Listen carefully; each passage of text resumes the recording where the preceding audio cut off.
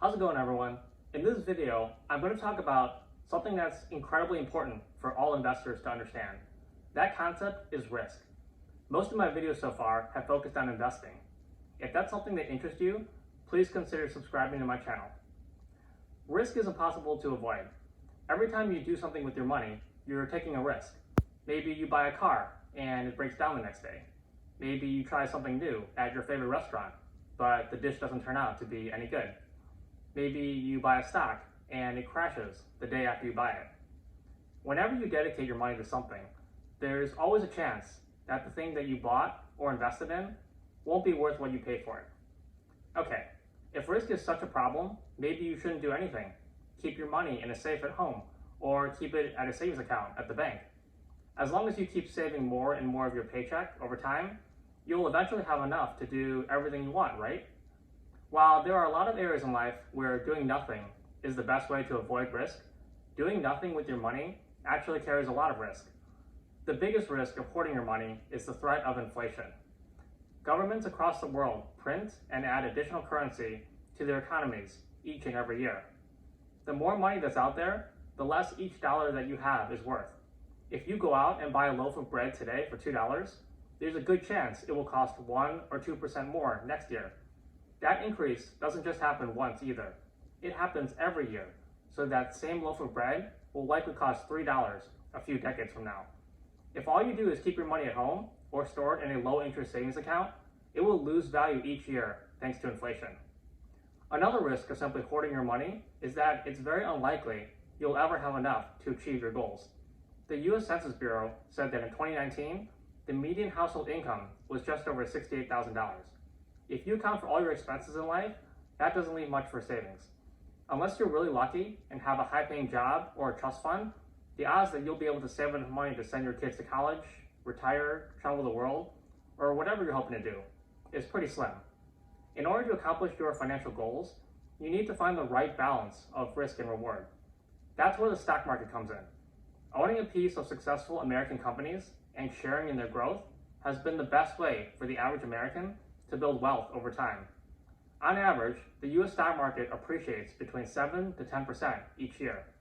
Many middle-class Americans have accumulated enough money to retire or even become wealthy by simply investing their spare cash in stocks every month. Of course, investing in the stock market carries risk. During turbulent times, like the COVID crisis last year or the housing crash of 2008, the stock market can fall really fast. U.S. stocks fell 35% from their peak during the COVID crisis and fell 55% during the housing crash. When these scary events occur, what should you do? Watching your money disappear as your investments decline in value can be a very painful experience. The temptation to sell everything just to stop the pain is very real for many investors. The biggest challenge with selling investments in any environment is timing. Selling during a market crash can feel good for a short period of time, since you no longer have to suffer the emotional pain of losing more money. But once that effect wears off, you'll start to ask questions. How much further does the market have to fall? When should I buy back in? The risk of selling your investments during a downturn carries two-sided risk. The risk that you'll sell just before the market recovers, and the risk that you'll wait too long and miss out on part of the recovery before buying your investments back. It's important to invest with a long-term mindset. The U.S. stock market has eventually recovered all of its losses over time, even after the most severe collapses. According to a survey done by Ameriprise Financial, one of the largest financial advisory companies in the U.S., the U.S. stock market takes 70 weeks on average to recover from a typical downturn. I'll drop a link to the survey below. Focus on the goals you initially set when you first began investing. If you're young, remember that many of the things you're investing for are far off into the future and that you have plenty of time to recover. If you're older, consider investing more conservatively in bonds or a diversified portfolio of dividend-paying stocks.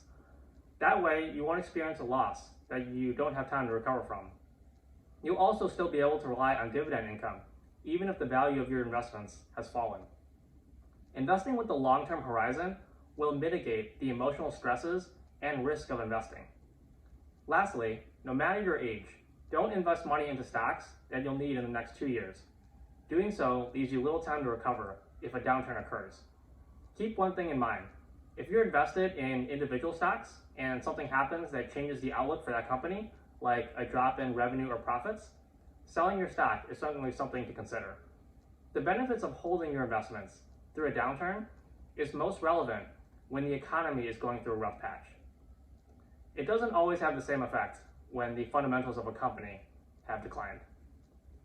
Some companies recover from bad times, but others don't. A bad economy affects all companies in different ways. If you have a diversified portfolio, time has taught investors that they'll see the best results by holding on. If selling your investments during a downturn can lead to short-term consequences, the opposite logic would imply that buying investments at the same time could have long-term benefits. This is the concept of dollar cost averaging. If you believe in your investments and they've declined in value recently, it may be an opportunity to buy more at a discounted price. Some of the best investors in the world keep cash on the sidelines for those exact opportunities. If you happen to have some extra money, buying more of the investments that you like can lead to even greater gains than if you had bought them before the downturn. Now that I've talked about the best course of action during a market crash, what should you do during a market boom? Prior to the COVID crash last year, the US stock market experienced almost a decade of consistent growth, with all-time highs being set nearly every year.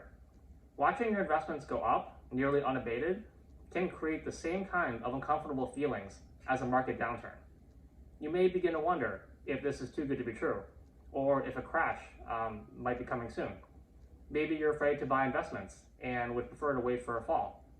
A market peak has all the same pitfalls and risks as a market downturn, without the devastating emotional effects of losing your money. If you sell your investments, what if the market continues to rise and you miss out on more gains? What if you wait to buy and your desired investments go up in value, making you pay even more? The US economy has been a symbol of innovation and growth since its inception, and the long-term trend of its market has been up and to the right throughout its history. Even if your timing isn't perfect, an investment in a broad basket of US stocks will very likely continue to follow this upward trend over the long term. If the idea of holding onto all your investments during a market boom or downturn still makes you uncomfortable, there are other options that you can take to protect yourself. This is where options come into play. If you're buying stocks or other investments through a brokerage firm, that firm will likely offer options as well. Buying an option allows you to pay a fee, which gives you the option to buy or sell a security at a specified price before a specified date. I'm going to focus on put options, which give you the option to sell a security. Let's say that you own an S&P 500 index fund, which is an investment into 500 large US companies. If the fund is valued at $50 today, you might consider purchasing a put option that allows you to sell that fund at $50 a share a year from now. The fee that you have to pay in exchange for that option will reduce your overall return on your investment. However, you can treat this fee as a cost to ensure that your investment against any future losses. Keep in mind that the further out in time that your put option goes, the more it'll cost, since the possibility of a market downturn is greater. One of the key attributes of any successful investor is the ability to keep a level head at all times and not make mistakes when overwhelmed by emotion. One of the best ways to do this during a recession is to think about what the economy will look like 3 to 5 years down the road. Human beings are naturally optimistic and resilient, and our ability to pull ourselves back after we've been knocked down is often underestimated. Keeping this in mind when times are tough will help give you perspective and a sense of hope that everything will be okay. That wraps up this video. Given the tough year that we've just come off of, I think 2021 and 2022 will be a reminder of how much things can improve after some pretty dark moments. If you've suffered through some hard times in the past year, I encourage you to hang in there and keep fighting to achieve your goals. Perseverance is one of the biggest hallmarks of success, and I think we're all going to come out much stronger on the other side of this. Thanks so much for watching, and I'll see you next time.